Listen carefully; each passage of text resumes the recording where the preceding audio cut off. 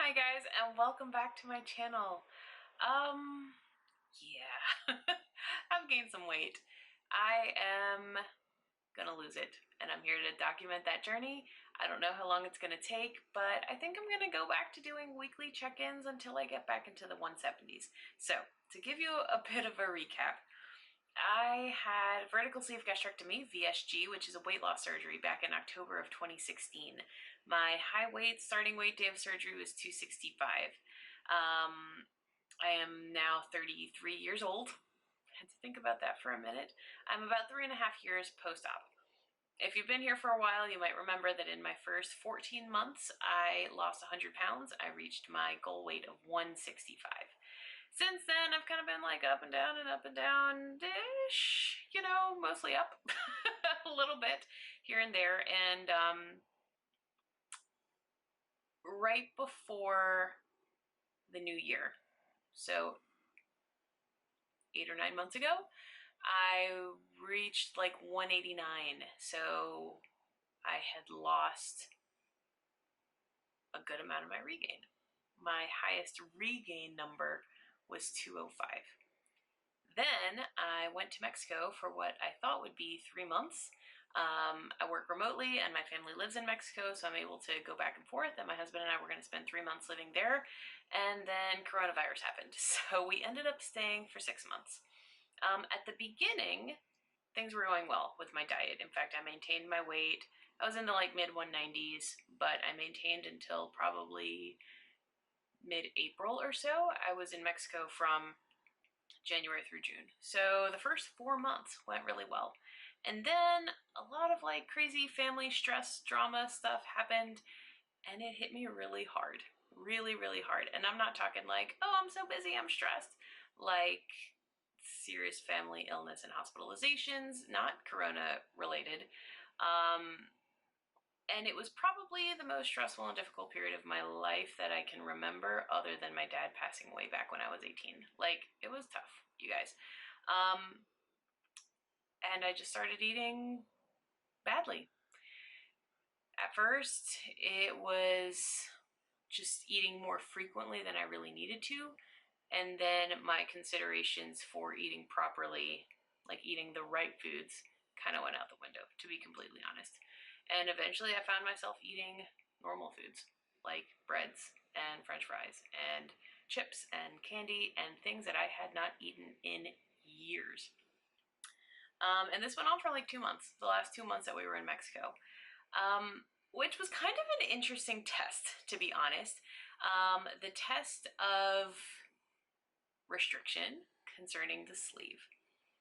Could I eat massive portion sizes? No. Even though I was eating a lot and a lot of calories and a lot more frequently than normal, I still was eating far, far, far less than my husband, who's like a normal sized person. So that was good to know. But in terms of calories, I have no idea how many calories I was eating, but I'm sure it was a lot. I'm sure it was well over 2,000, maybe even over 3,000 a day. Because like things like candy don't fill you up. You can eat a big thing of peanut M&Ms without any effect to your satiety. And there goes like a gazillion calories. You know what I mean? So in terms of restriction and like volume, I did continue to feel restriction, which was surprising to me. Honestly, I thought I would be able to eat like back before my surgery. I could not. But when you eat what sometimes people call slider foods, or really just carby foods, you can eat a whole bag of chips and not feel it, not notice it. You can eat a whole thing of M&Ms and not notice it. So when you eat a lot of carby foods, unfortunately, those aren't really satiating, and there goes a ton of calories. So that was kind of an interesting test.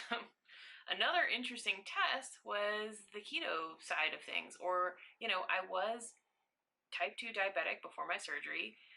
Post-op, it was considered fully resolved with diet. I have not taken metformin since I had my VSG.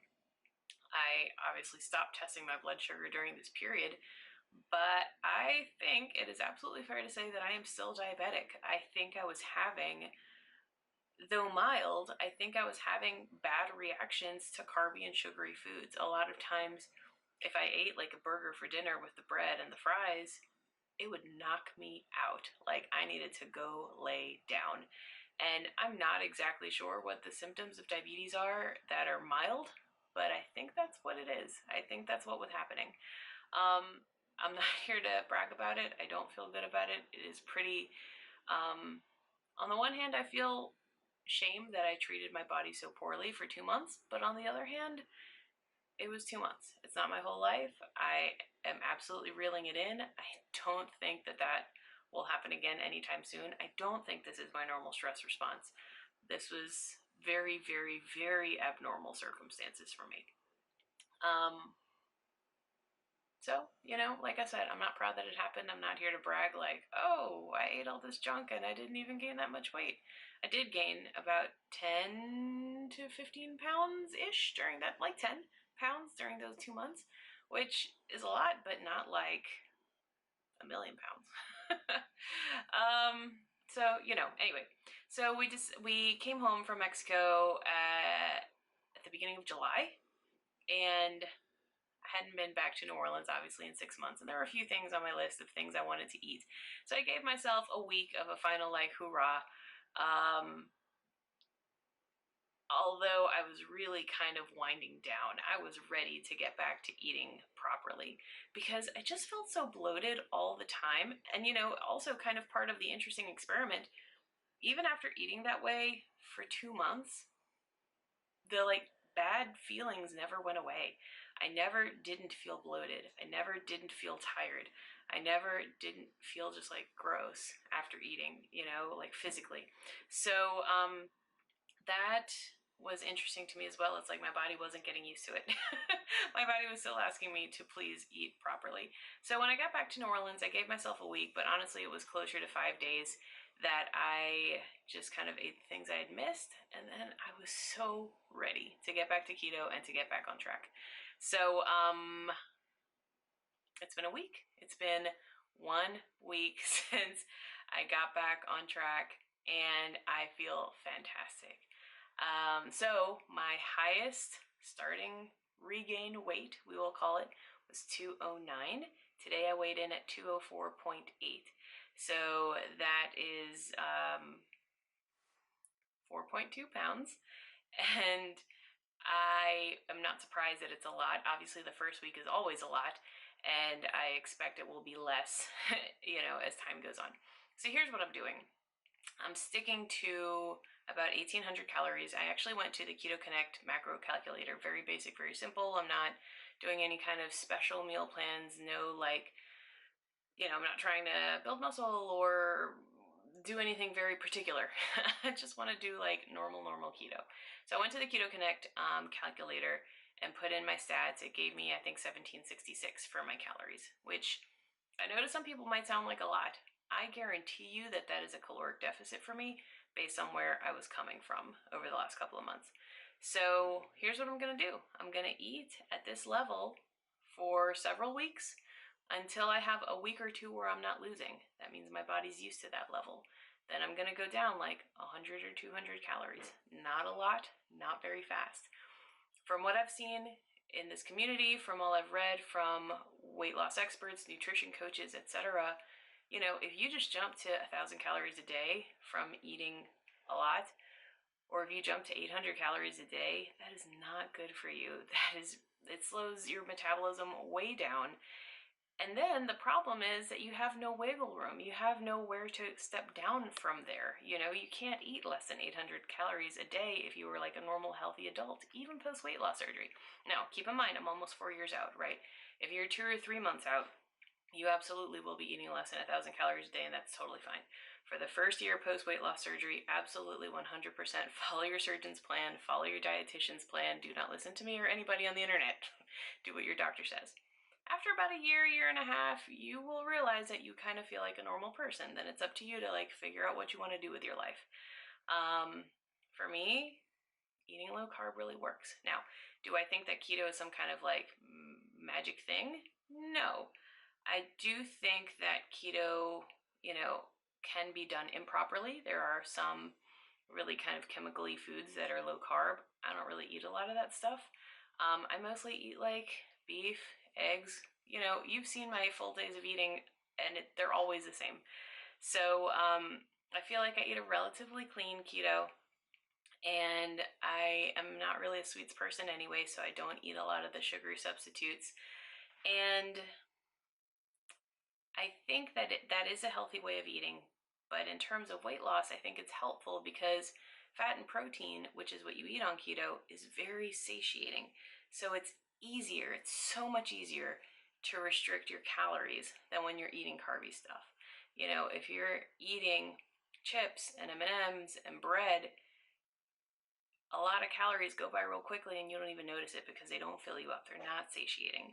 So what I like about keto is that you immediately feel less bloated. My gosh, this week I feel so much better. I look better. I can already tell. And it's easy to stick to my caloric range. So I'm back to tracking all my food.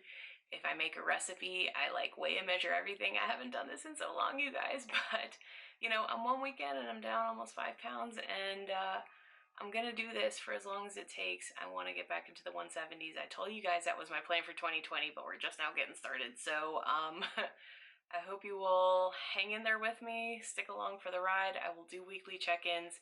If you're interested in following me on MyFitnessPal, I'm happy to accept anyone. I am tracking all of my food. And I'm doing my best to stick to my macros as closely as possible. So like I said, I'm gonna do this until I stop losing weight for like 2 weeks. You know, 2 or 3 days is not a stall, you guys. Like a few weeks, maybe is a stall if you're sure that you're sticking to your macros exactly. So I'm gonna stick to this caloric level until I have like 2 to 3 weeks of no weight loss. Then I'm gonna go down like 1 or 200 calories. And then I'm gonna do that until I stop losing weight for a couple of weeks. And I know this is gonna take a while, but I think that's the healthy way to do it. I think that's the sustainable way to do it. If I were to jump into 800 calories right now, I might be able to do that for a few days and then I'd be so over it. Or even 1,000 calories, like that is not a healthy number for healthy human adults who are not within the first year and a half post weight loss surgery. So that's just my opinion. Take it or leave it. Thank you for always being so supportive, for listening to me ramble. If you have any questions, leave them below. Like I said, this is going to be a weekly series, so we're about to get real chatty. Thanks for watching, and I will talk to you soon.